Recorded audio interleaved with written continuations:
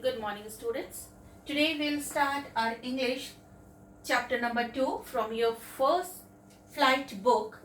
The name of the chapter is Nelson Mandela Long Walk to Freedom. This is a book written by Nelson R. Mandela. Okay? So before we see the chapter, little bit of introduction of this chapter. This chapter is an extract from the autobiography of Nelson Mandela, the first black president of South Africa. Long Walk to Freedom include description of the inauguration ceremony, citations from his speech, his journey to being a freedom fighter, the struggle along with a tribute to other freedom fighters and countless other people who fought for their freedom. In South Africa, a brutal practice named apartheid was followed. Apartheid refers to the discrimination between people on the basis of their race. It was one of the most brutal society where dark-skinned people were deprived of their basic rights. This lesson gives us an overview as to how Nelson Mandela, along with others, carved their way to a society where there will be no discrimination on the basis of their color, caste, race, age or gender. Now we'll see the lesson. Clear? Okay. Yes. So 10th May was the day when Nelson Mandela took pledge in as the first black head of the state. So 10th May was the day when he took the pledge as the first black head of the state. South Africa, it was after years of struggle that his anti-racist party came into power. Until then, the seat had always been occupied by white presidents. This is why the author referred to the day as bright and clear. It was a morning full of hope. Days before this date, many notable personalities started congratulating him for his victory. For the first time in the country's history, so many international leaders came together for their inauguration ceremony. The ceremony took place in an open circular building made of sandstone consisting of Union Building in a Pretoria city. To the assembled guests and the watching world, he said, "Today, all of us do, by our presence here, confer glory and hope to newborn liberty. Out of the experience of an extraordinary human disaster that lasted too long, must be born a society of which all humanity will be proud. We, who were outlaws not so long ago, have today been given the rare privilege to be host to the nation of the world on our own soil.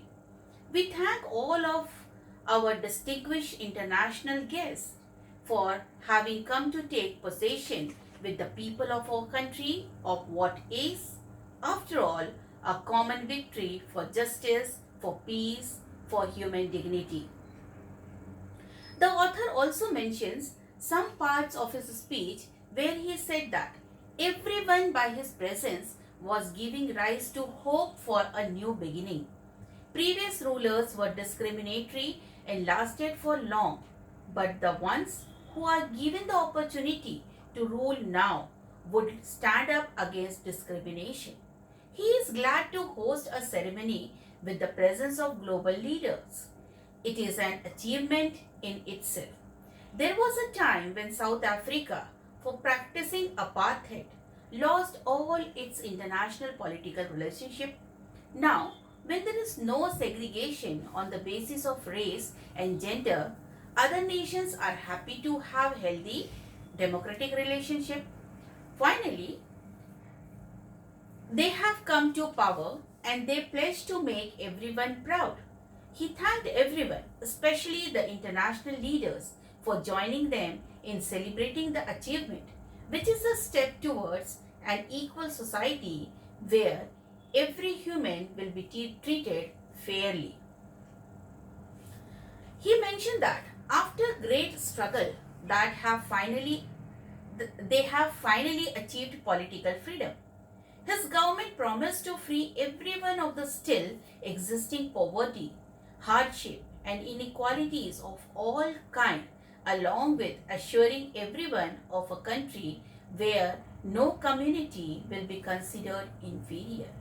He then exclaimed that freedom should rule and may God shower his blessings on their land.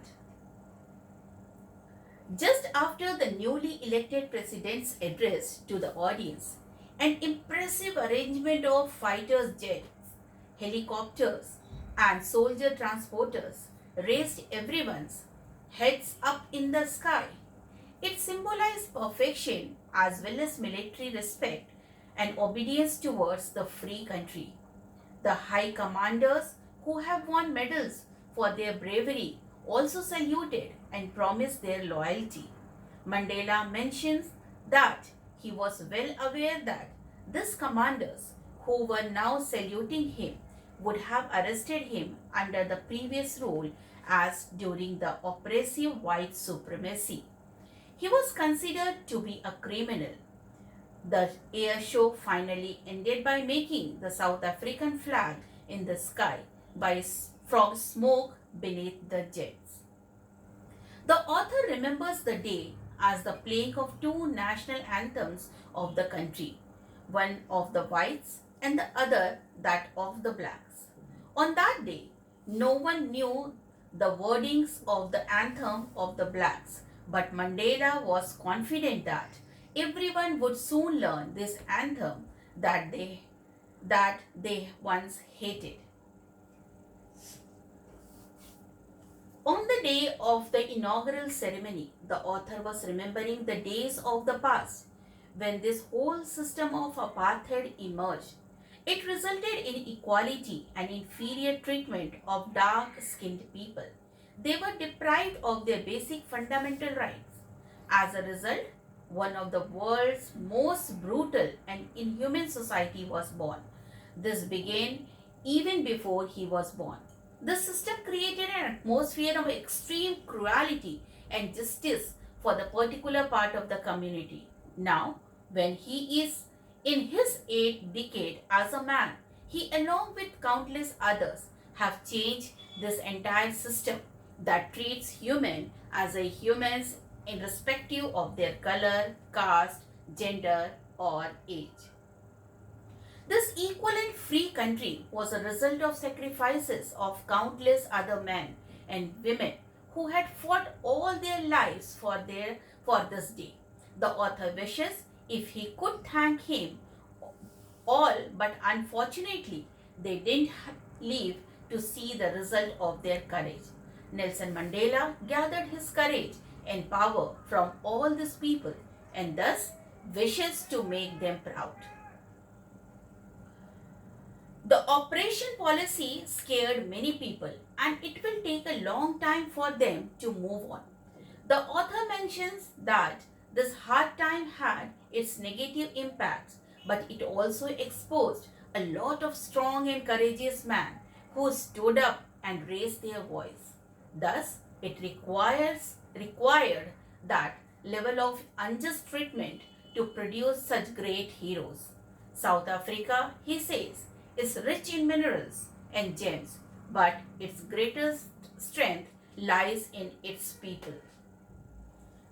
Nelson Mandela gained his strength to stand against the wrong from all the great nationalists he mentioned above who have even risked their life for freedom and tolerated ill treatment but never stopped fighting. He learned that courage didn't mean the absence of fear, but the ability to overcome fear. The man who overcomes his fear is called brave. One is taught by its society to hate humans because of their skin, color, age, gender, and religion. No one is inborn with hatred. The author's idea is that if people can be taught hatred, they can also be taught love and brotherhood. In their most testing time in prison, when they were being treated brutally, Mandela would see a pinch of humanity and kindness in one of the guards, and that was enough to keep him going. He believes that goodness in human beings can be suppressed but never eliminated. According to the author, every human being has its responsibility towards the family and as well as the society. Generally, under normal circumstances, a person can maintain the balance between the two. But in countries like South Africa, it was never so easy when a person of color would come up for his society. He would be arrested and taken away from his family, thus keeping them from fulfilling both responsibilities. In the beginning, Mandela did not put his people over his family, but it was only later when he realized that in order to be there for his people, he was compromising his duties towards his own family. The author did not have the plan to stand against the apartheid system early in his life. He lived his childhood like any normal child in South Africa. He only had to follow the rules set up by his father or the customs of his tribe. As soon as he grew up and began to learn the facts as to how people of color are treated, he decided to stand against it. He had this urge for freedom from inside. Earlier, just for himself, and later for having a basic life not just for himself but for everyone. In Johannesburg, they had to struggle for having a peaceful marriage, family, and basic amenities which everyone has access to where law and order exist. Nelson Mandela joined the African National Congress, and when he realized it is not only him whose basic rights were snatched away, but of all those who looked like him. He had this fire inside him to free his people from the injustice. It was this fire that changed the author completely as a man from being scared to brave, a lawyer to one breaking the law, a family man to a man without a home, and a lively man into being a monk. It was the knowledge that he and his people have restricted freedom that made him into a selfless man as opposed to before.